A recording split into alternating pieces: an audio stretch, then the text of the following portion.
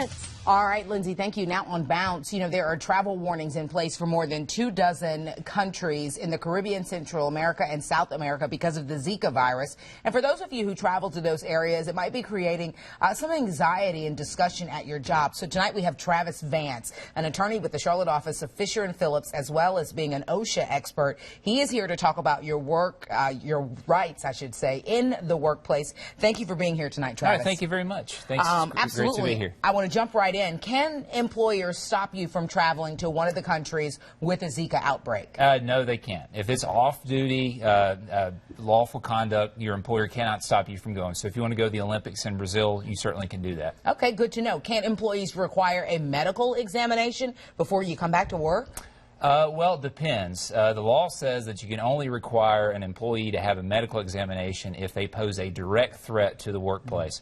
And with Zika, it's usually a fever, rash, but with the right treatment, as far as you're not going to expose other employees to the disease, to the virus. It's not going to be a direct threat because it can't be contracted through casual contact. It's exposure of blood, sexual activity, mosquito bites, and that's not usually going to be found in the workplace. So it's not going to be a direct threat. Let's talk about this because you say this is a good time to review the OSHA-compliant bloodborne pathogens program.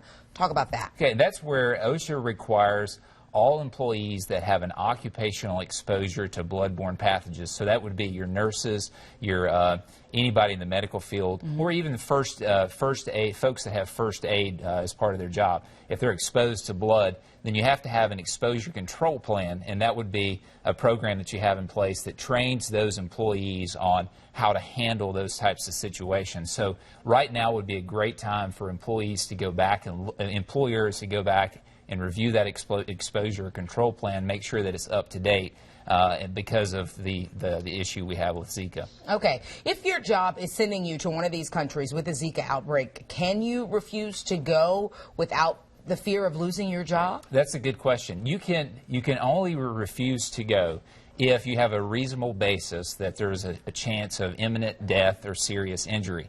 And with Zika, there's really not an issue with imminent death or serious injury because if you got bitten by a mosquito, you would have that rash or the fever.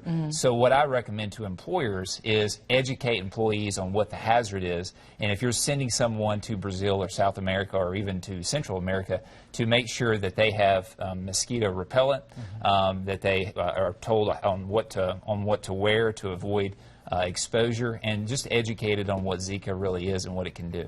Is there anything else you wanted to add about this? Well, the only thing I would add is to make sure employers and employees are updated on what the latest is with Zika. You can go to cdc.gov, you can go to osha.gov. Those are very good websites, and they keep the public up to date on what the issues are right now. Now, I will tell you that originally they thought that only 2 species of mosquitoes carried Zika, but just yesterday in Brazil they discovered there's actually what they believe there's a 3rd more common mosquito that actually carries it. So once we have mosquitoes here in North Carolina, there's going to be more of a threat to employees.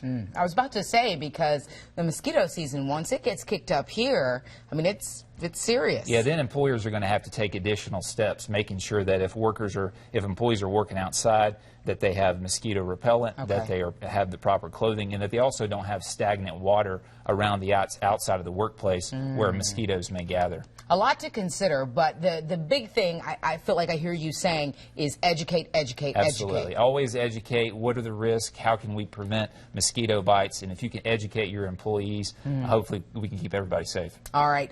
Travis Vance, thank you so much for being here tonight. Thank you. Thanks for having me. We appreciate you being here to raise awareness. We've got more information on WBTV.com. Just look in the Web Extras section under the Home tab. Don't go anywhere, folks. We've got more here on Bounce right after this.